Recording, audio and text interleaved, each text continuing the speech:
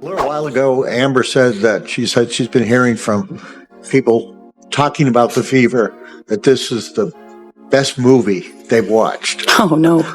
Because of everything that happened, and you're in the middle of it. They say the hardest goodbyes aren't shouted, they're whispered through tears. And when Sophie Cunningham whispered, "I have no choice but to leave," the entire arena froze. You could hear it in her voice, the crack, the ache, the exhaustion of someone who'd been fighting battles no one else could see. This wasn't just a player quitting a team. It was a woman breaking free from something that had been slowly destroying her from the inside. For months, fans thought her silence was focus, that her quiet eyes and forced smiles were the calm of a competitor locked in. But behind those cameras, something darker was unfolding. Private meetings, raised voices, texts sent and deleted, a coaching relationship that started with trust and turned into control. And the moment it spilled into public view, the timeout, the tears, the cameras zooming in, wasn't the beginning of the story. It was the end of her endurance. Now everyone's asking the same question. What did Stephanie White really say to her in that huddle? What happened behind those locker room doors that made Sophie break in front of millions? Because those 7 words, "I have no choice but to leave," weren't just a resignation. They were a warning. And the truth behind them might shake the WNBA to its core. They said Sophie Cunningham was built different. The kind of player who didn't just play basketball.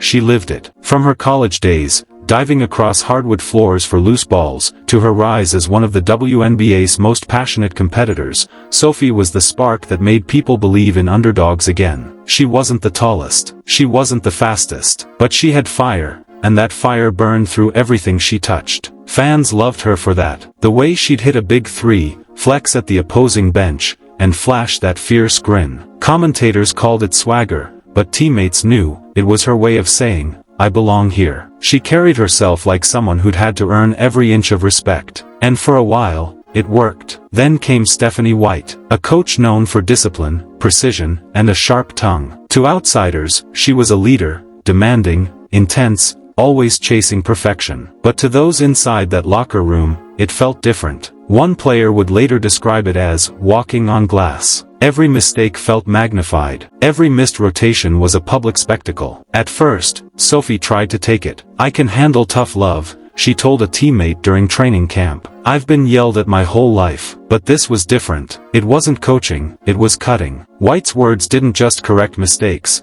They lingered, heavy and personal. During film sessions, she'd pause replays on Sophie's face. "You call this leadership?" She'd snap. The room would go silent. Sophie would nod, eyes fixed forward, pretending it didn't sting. In one practice, after a defensive breakdown, Sophie tried to explain herself, just a few words, soft, measured. White interrupted mid-sentence. "Don't talk, just listen. Maybe you'd learn something." Players shifted uncomfortably. No one said a thing. Still, Sophie pushed through. She showed up early, stayed late, smiled for cameras, posted team selfies. But the cracks were forming. Fans started noticing the change. Her celebrations faded. Her post-game interviews felt rehearsed. The Sophie they knew was dimming. Then came the night of the first confrontation. After a road loss, locker room witnesses say White called out Sophie's lack of effort in front of everyone. "You're supposed to set the tone," she said, voice cold. "If you can't handle pressure, maybe you shouldn't be here." Sophie sat there, frozen,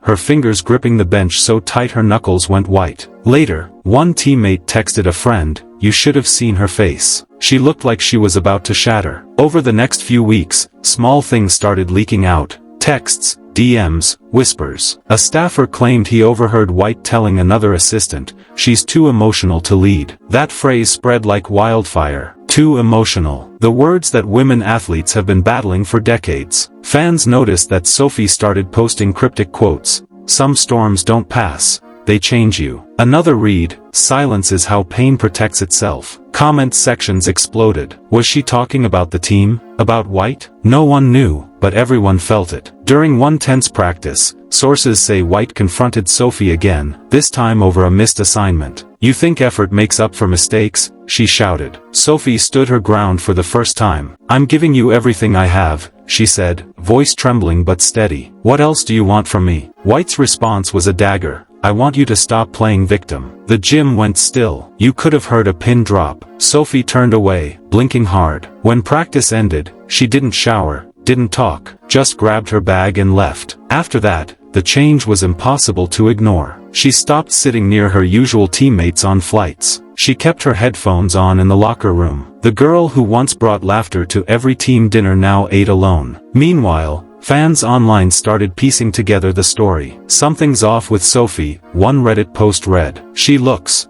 broken." Another viral thread compared old game footage to recent clips, her energy gone, her spark missing. Still, no one knew how bad it really was, until that game. The one that changed everything. National TV. Packed arena. Third quarter. The team was down by 8. White called timeout. Cameras zoomed in on the huddle, just in time to catch Sophie's face as the coach spoke. No one heard the exact words, but the look said everything. Her lips trembled. Her eyes filled. And then, in front of millions, she broke. Tears streamed down her face. She turned away, shaking her head. Teammates reached out, but she waved them off. The cameras stayed locked on her, broadcasting every second of her collapse. The crowd fell silent. What most people didn't see was what happened moments before. A fan sitting courtside later claimed to have overheard White mutter, "You're embarrassing this team." Another witness said she saw Sophie whisper something back, barely audible, "I can't do this anymore." When play resumed, Sophie didn't. She stayed on the bench, towel over her head. The rest of the game played out like background noise. When the buzzer sounded, she was gone, straight to the locker room, no handshake line, no media. Reporters pressed White after the game. "What happened with Sophie?"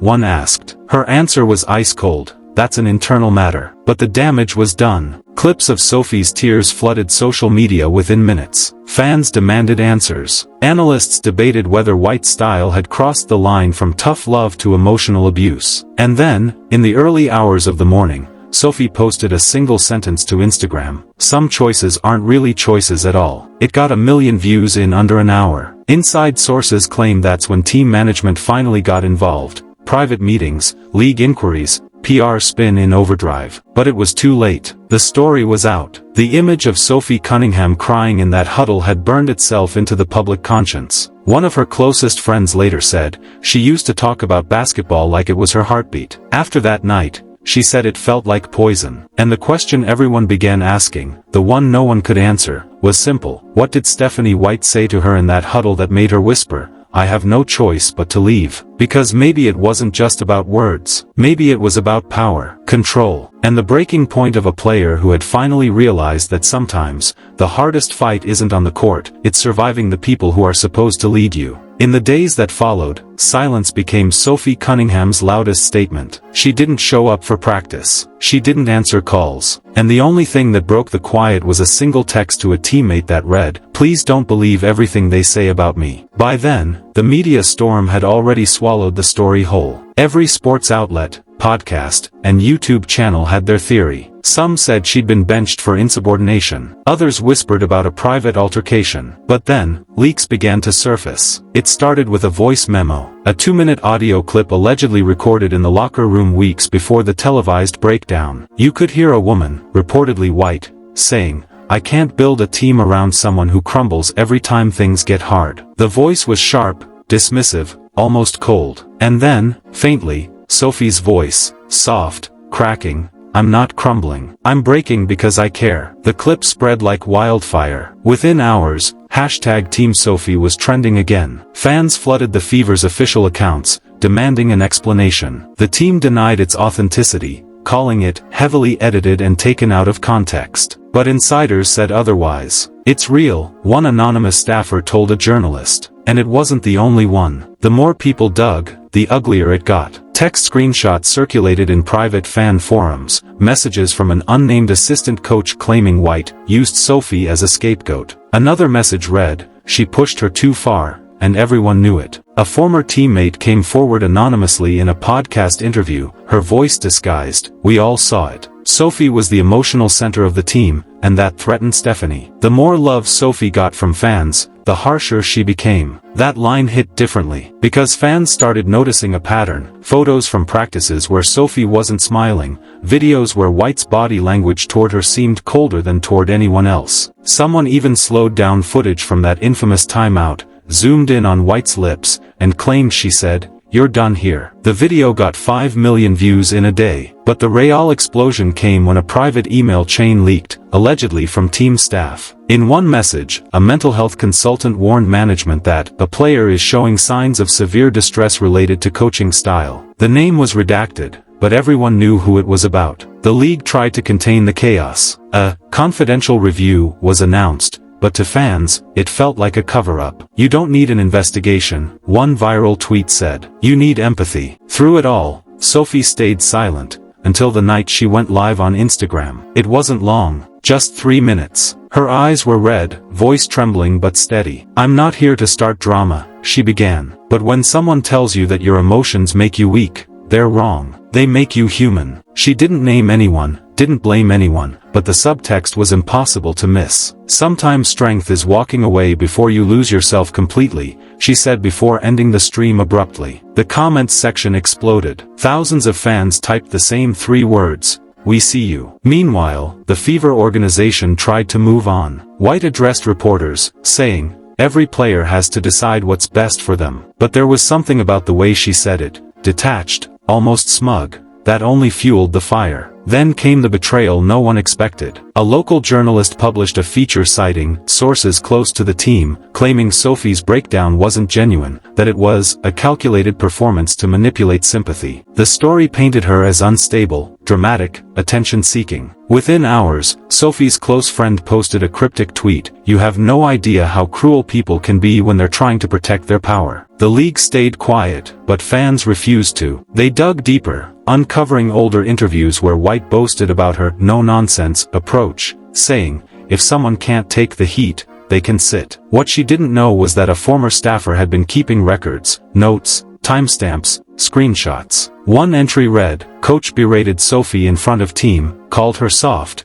emotional. Player visibly shaken." Another said, "Requested mental health support. No follow-up." That leak changed everything. Suddenly, the narrative flipped again. Sophie wasn't unstable, she was ignored. Her pain wasn't weakness, it was a warning no one took seriously. The documentary channels picked it up next. Analysts dissected not just the team dynamic but the culture behind it, the pressure on women athletes to be tough enough, but not too emotional. One commentator said, "Sophie Cunningham didn't just break down. She broke open a conversation the league's been avoiding for years." And as the dust settled, a new question started echoing through every post, every video, every whisper. What happens when your own team betrays you to save itself? Because what fans didn't know, what no one outside that locker room had yet seen, was that the story wasn't over. Sophie hadn't just walked away. She'd left something behind. A folder, a file, a piece of evidence so explosive that when it finally surfaced, it would prove one thing beyond doubt: Sophie Cunningham hadn't been broken by pressure. She'd been pushed to it, and the person who pushed her was closer than anyone realized. When the folder surfaced, it wasn't through a journalist or insider. It came from a fan, a random, small-account Twitter user who claimed they received an anonymous email titled, "If you want the truth, open this." Inside was a link, a shared drive containing one file, meeting_audio_10-11. At first, no one believed it. The internet had seen too many fake leaks. But then the clip started to play, and the voices were unmistakable. Stephanie White, team management, and Sophie. The recording was raw, tense, and painfully real. White's voice came first, low and clipped. "You're not the player we thought you'd be. Too many distractions. Too much emotion." Sophie's reply was a whisper. "You told me to lead with heart. I did that." White snapped back, and look where that got us. There was a long pause, a chair scraping. Then Sophie's voice, trembling but defiant, "You can take the jersey, but you don't get to take my dignity." Then the recording ended abruptly. Within hours, the file went viral. Millions listened. It was like the world had suddenly been invited into the most private, painful moment of Sophie's career. Every sports outlet replayed the same 15 seconds, "You can take the jersey." Fans began stitching the audio with footage of her game-winning shots, her pre-game smiles, her post-match tears. Hashtag "You Can Take the Jersey" trended worldwide. The Fever organization scrambled to issue a statement calling the clip illegally recorded and misleading. But by then, it didn't matter. The internet had chosen its side. Leaked DMs started surfacing next. Screenshots between assistant staff revealed that Sophie had requested mediation after repeated verbal tension with White, but her request was ignored. One message read, she asked for help 3 times. They told her to toughen up. Another showed a conversation between 2 coaches. If she leaves, White's image takes a hit. We can't have that. That line, we can't have that, spread like wildfire. Every hour, new pieces of the puzzle emerged. A player's brother claimed Sophie had been threatened with suspension for emotional instability. A local journalist admitted on livestream that the negative article about her came from a team insider. And then, an audio clip from a phone call between a PR rep and a senior executive leaked. The rep said, "If she talks, the whole operation blows up." The executive replied, "Then make sure she doesn't." By that night, the narrative had completely flipped. Sophie wasn't a broken athlete, she was the woman who dared to speak up in a system built to silence her. She posted just one thing that evening, a black screen on Instagram with 3 words, "Truth finds light." And it did. Former teammates began sharing unseen moments, short, shaky clips from behind the scenes. In one, Sophie was sitting alone in a locker room, staring at her shoes, while other players whispered around her. In another, White walked past her without a word after a win, ignoring her outstretched hand. Fans slowed it down, analyzed every frame. One comment said, "You can see the exact moment she realized she was done fighting for people who'd never fight for her." But the real emotional climax came days later, when Sophie finally spoke. Not through a live stream, not through a press release, through a letter. It began simply, "This is not about basketball anymore." She described months of emotional manipulation, isolation,